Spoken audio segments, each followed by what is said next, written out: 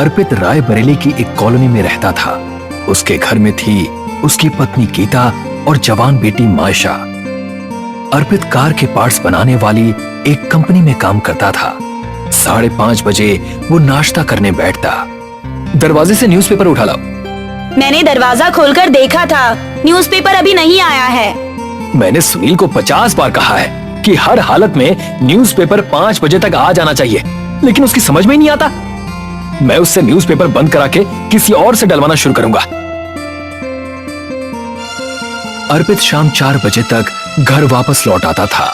आज भी वो फ्रेश होने के बाद हमेशा की तरह न्यूज़पेपर में डूब गया। अचानक पीछे से किसी ने उसकी आंखें बंद कर दी।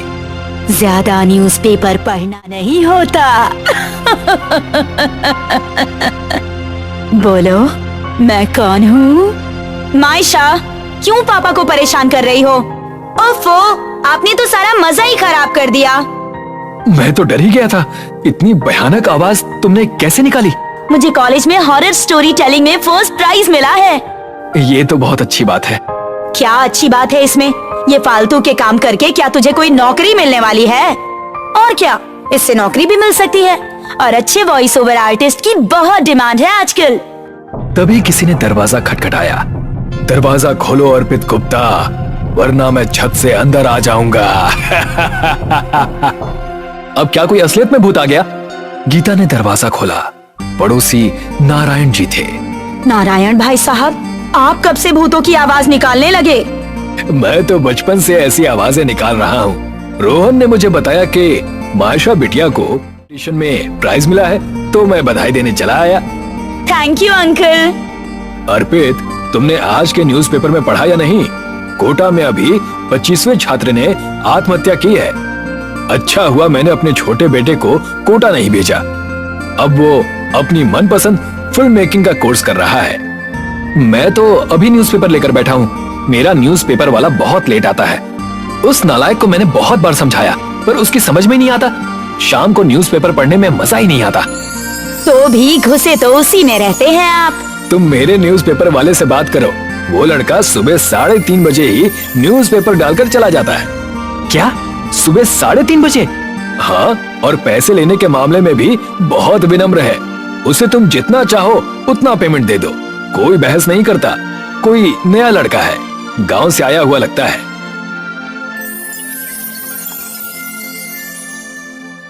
अगले दिन अर्पित रात में 3 बजे उठकर सड़क पर खड़ा हो गया। न्यूज़पेपर वाले का इंतजार करने लगा। अचानक हवाएं तेज हो गईं, आंधी जैसी चलने लगी। लगता है मौसम खराब होने वाला है। हवा में उड़ते हुए एक न्यूज़पेपर अर्पित की तरफ आया। न्यूज़पेपर ने अर्पित के चेहरे को पूरा लपेट लिया। अर्पित का दम घुटने लगा। तभी किसी ने न्यूज़पेपर को अर्पित के चेहरे से हटाया। सामने एक लड़का खड़ा था। क्या आपको ही न्यूज़पेपर चाहिए? नारायण अंकल ने बताया था। हाँ, मुझे ही चाहिए। ये लो, एडवांस में 500 रुपए। इसकी जरूरत नहीं है, आप महीना होने पर पैसे दे देना। तुम इतनी जल्दी न्यूज़पेपर डाल रहे हो, इसीलिए इन पैसों को रख लो। अगले दिन से रोजाना 3:30 बजे न्यूज़पेपर अर्पित के दरवाजे पर आ जाता। अर्पित बहुत खुश था। अब वो न्यूज़पेपर पढ़ने के बाद ऑफिस जाता, लेकिन मामला तब कुछ अजीब सा न्यूज़पेपर धीरे धीरे रात में और पहले आने लगा। पहले 3 बजे, फिर 2 बजे और फिर रात के 1 बजे न्यूज़पेपर दरवाजे पर जोर की आवाज से गिरता। रात के 1 बज रहे हैं। इतनी रात को ये लड़का न्यूज़पेपर कैसे डाल जाता है? क्या ये रात में सोता नहीं होगा? जोर से दरवाजे पर न्यूज़पेपर मारता है कि मेरी तो नींद ही टूट जाती है। आप इससे कहिए ना कि 4 बजे के बाद न्यूज़पेपर डाला करें। अगले दिन जब 1 बजे न्यूज़पेपर की आवाज आई तो अर्पित तुरंत दरवाजा खोलकर बाहर गया, लेकिन बाहर गली में कोई नहीं था। अर्पित ने उसके अगले दिन भी यही किया, लेकिन फिर भी वो लड़का नहीं दिखा। ये लड़का इतनी जल्दी गायब कैसे हो जाता है? कुछ समझ में नहीं आ रहा। आपने उसका मोबाइल नंबर नहीं लिया?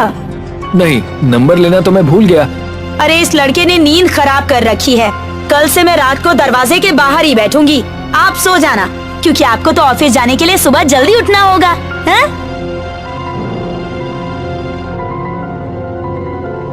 अगले दिन गीता दरवाजे के बाहर बैठ गई। 1 बजते बजते उसकी आंख लग गई।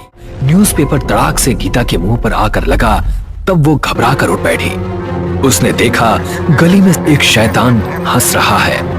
गीता तुरंत भागकर अर्पित को जगाने गई। उठिए, 1 मिनट बाहर चलिए। अर्पित और गीता जब बाहर पहुंचे तो बाहर कोई नहीं था। वो शैतान यही था। कोई शैतान नहीं होगा, मुझे लगता है वो लड़का शरारती है। उसने मुखौटा पहनकर तुम्हें डरा दिया होगा। नहीं, वो मुखौटा नहीं था। आप नारायण जी से बात कीजिए। अर्पित ने नारायण को फोन किया, लेकिन नारायण उस समय शहर से बाहर था। नारायण जी तो बाहर है, 15 दिन बाद घर लौटेंगे। रविवार को मेरी छुट्टी है, शनिवार की रात मैं घर के बाहर बैठूंगा। देखता हूँ वो लड़का कैसे नहीं मिलता है। 2 बज गए हैं, अब तो सोने का भी मन नहीं हो रहा। गीता बेड पर लेट गई और अर्पित उसके सामने चेयर पर बैठकर अखबार पढ़ने लगा। अखबार में शैतान का चेहरा दिखाई दिया। शैतान के हाथ अखबार से बाहर निकले और उसने गीता के पैर पकड़ लिए। गीता चीख पड़ी। क्या हुआ? अखबार में शैतान था, उसके हाथ बाहर निकले थे। तुम्हारा दिमाग खराब हो गया है? मैं यहीं बैठा हूँ, मुझे शैतान दिखाई नहीं दिया और तुम्हें दिख गया।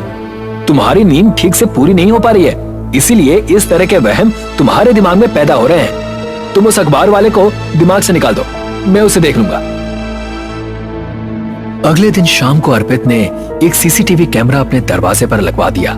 कैमरे का फोकस गली में था, जहां से न्यूज़पेपर वाले न्यूज़पेपर फेंकते थे। अगले दिन ऑफिस जाने से पहले अर्पित ने सीसीटीवी फुटेज चेक की। वीडियो में बिना सिर का एक धड़ अखबार डाल कर गया। देखिए, ऐसा दृश्य कभी आपने देखा है क्या?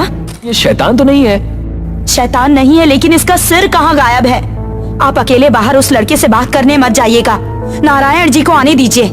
उधर अर्पित की बेटी मायशा अपने रूम में हॉरर स्टोरी टेलिंग की रिहर्सल कर रही थी। पीटर और गरिमा अपने बेसमेंट में गए। वहाँ एक बक्सा रखा हुआ था। बक्से का ढक्कन ऊपर नीचे हो रहा था। पीटर और गरिमा डरते डरते बक्से के पास पहुँचे और उन्होंने ढक्कन उठाया। वहाँ पर एक भयानक चुड़ैल खड़ी हुई थी और वो चुड़ैल बोली,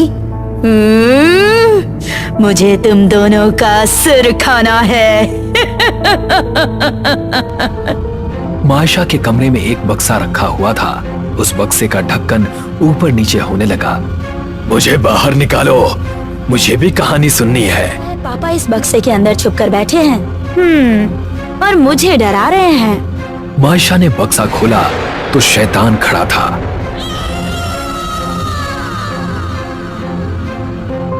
मायशा ने बक्से का ढक्कन गिरा दिया और बाहर भागी।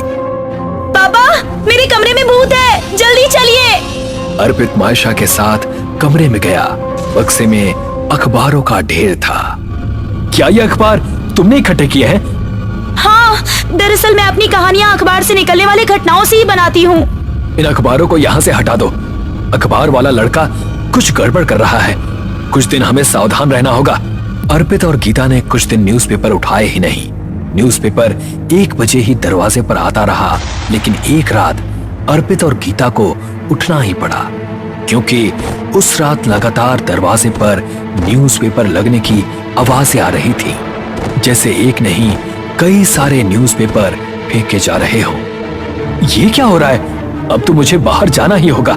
आप ये लाठी ले जाओ, इससे भूत का सिर तोड़ देना। अर्पित लाठी पर गया, लेकिन शैतान तेजी से भाग गया। इस न्यूज़पेपर वाले ने तो नाक में दम कर दिया है, चैन से सो भी नहीं पा रहे हैं। काश मैं जल्दी न्यूज़पेपर पाने के चक्कर में पड़ा ही ना होता। घर में जाकर अर्पित ने गीता से कहा, कुछ दिनों के लिए हम लोग भी किसी होटल वगैरह में चलते हैं। जब नारायण जी वापस आएंगे तो हम भी वापस आ जाएंगे। अर्पित का परिवार कुछ दिनों के लिए घर से बाहर चला गया। कुछ दिनों बाद वो लोग वापस लौटे। दरवाजे के आगे अखबारों का ढेर लगा हुआ था। उसी दिन अर्पित ने नारायण से बात की। तुम चिंता मत करो, वो लड़का पकड़ में आ जाएगा। अर्पित और नारायण ने 2 आदमियों को कुछ पैसे दिए और उनसे कहा, एक 20-22 साल का लड़का न्यूज़पेपर डालने आता है। वो रात में 1-2 बजे के करीब आएगा। तुम दोनों उसे पकड़ लेना और फोन करके हमें बुला लेना। दोनों आदमी रात में कॉलोनी के गेट पर खड़े हो गए। 1 बजे न्यूज़पेपर वाला लड़का आया। सिन्हा, तुम यहीं रुको, हमें तुमसे कुछ काम है। लड़का शैतान में बदल गया और उसने दोनों आदमियों की गर्दन उठाकर उन्हें हवा में उछाल दिया। घर फोन आने का इंतजार कर रहे थे। उनके गेट पर जलता हुआ न्यूज़पेपर आया। अर्पित का दरवाजा खुला हुआ था, उसके पर्दे जलने लगे और घर में आग लग गई। मैं आग बुझाती हूँ, आप रोड पर जाइए। अर्पित और नारायण रोड पर पहुंचे और उन्होंने शैतान को पकड़ लिया। बोलो, तुम कौन हो और क्यों हमें परेशान कर रहे हो? शैतान एक लड़के की आत्मा में बदल गया। मेरा नाम आकाश है। 10 साल पहले मैं इस कॉलोनी में न्यूज़पेपर डाला करता था। उस समय इस कॉलोनी में एक अधिकारी रहता था जिसके घर में न्यूज़पेपर डालने जाता था। मैं कोशिश करता था कि अधिकारी के घर में 5 बजे तक न्यूज़पेपर दे आऊं, लेकिन कभी कभी हो जाती थी। जिस दिन भी न्यूज़पेपर लेट होता, उसके अगले दिन अधिकारी मुझे बहुत डांटता। एक दिन मेरी उससे लड़ाई हो गई। उसने मुझे थप्पड़ मारा तो मैंने उसे कुछ गालियां बक दी। अधिकारी बहुत गुस्से में आ गया और उसने गला दबाकर मेरी हत्या कर दी। किसी को पता न लगे इसीलिए वो मुझे चुपचाप जाकर नदी में फेंक आया। मैं उस अधिकारी को मार चुका हूं और अब उन लोगों को परेशान करता हूं जो जल्दी न्यूज़पेपर पाने के लिए पागल रहते हैं। लोग न्यूज़पेपर वालों की परेशानियां नहीं समझते। न्यूज़पेपर वाले रात में उठते हैं, फिर न्यूज़पेपर लेने प्रेस तक जाते हैं और फिर घर घर बांटते हैं। उनकी नींद टुकड़ों में पूरी होती है, लेकिन अखबार पढ़ने वालों को तो बस टाइम पर न्यूज़पेपर चाहिए। मुझे माफ कर दो, मैं जल्दी न्यूज़पेपर पाने के लिए ज्यादा ही संवेदनहीन हो गया था। मैं अपने पुराने न्यूज़पेपर वाले से ही बात कर लूंगा, लेकिन मेरा पीछा छोड़ दो।